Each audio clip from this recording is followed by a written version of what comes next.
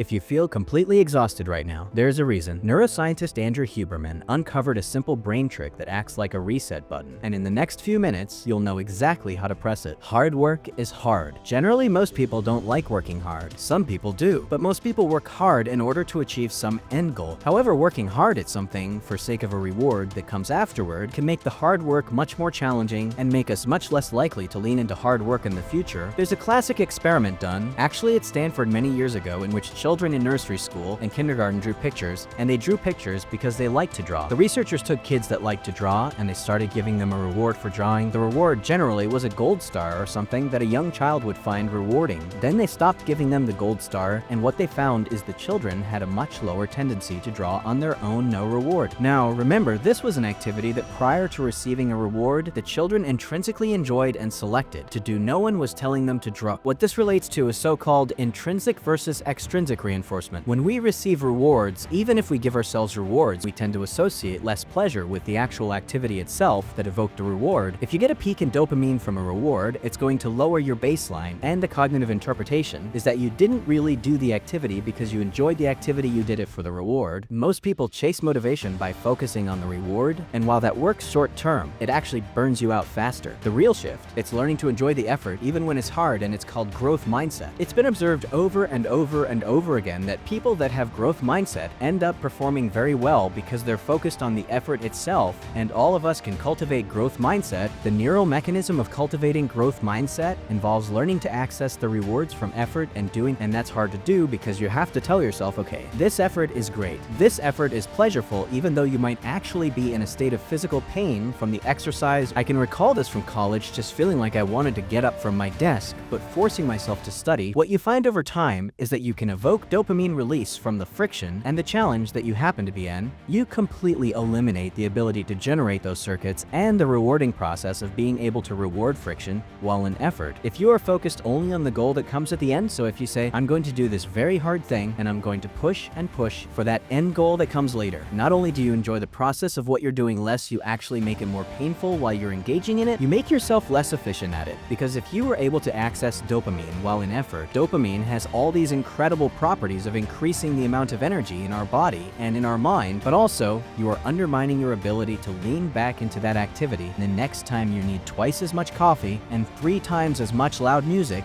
and 4 times as much energy drink and the social connection just to get out the door in order to do the run or to study. So what's more beneficial is to attach the feeling of friction and effort to an internally generated reward system. You're not just pursuing the things that are innately pleasurable, so you can tell yourself the effort part is the good part. I know it's painful. I know this doesn't feel good, but I'm focused on this. I'm going to start to access the reward. You will find the rewards, meaning the dopamine release inside of effort, if you repeat this over and over again. And what's beautiful about it is that it starts to become reflexive for all types of effort. When we focus only on the trophy, only on the grade, only on the win as the reward, you undermine that entire process. So how do you do this? You do this in those moments of the most intense friction. You tell yourself this is very painful, and because it's painful, it will evoke an increase in dopamine release later. It will increase my baseline in dopamine. But you also have to tell yourself that in that moment, you are doing it by choice, and you're doing it because you love it. And I know that sounds like lying to yourself, but it's lying to yourself in the context of a truth, which is that you want it to feel better. You want it to feel even pleasurable. Now, this is very far and away different from thinking about the reward that comes at the end, the hot fudge sundae for after you cross the finish line, and you can replace hot fudge sundae with whatever reward happens to be appealing to you. We revere people who are capable of doing what I'm describing. David Goggins comes to mind as a really good example. Many of you are probably familiar with David Goggins, former Navy SEAL, who essentially has made a post-military career out of explaining and sharing his process of turning the effort into the reward. The ability to access this pleasure from effort is without question the most powerful aspect of dopamine, and the beautiful thing is it's accessible to all of us. But just to highlight the things that can interfere with and prevent you from getting dopamine release from effort itself, don't spike dopamine prior to engaging in effort, and don't spike dopamine after engaging in effort. Learn to spike your dopamine from effort itself. Subscribe for more science-backed mindset tools like this, straight from experts like Andrew Huberman. Also, if you've got any questions or want to see a specific topic covered next, drop it below. This channel isn't just about me sharing, it's about us growing together. Remember, the effort is the reward. Every time you show up, you're rewiring your brain.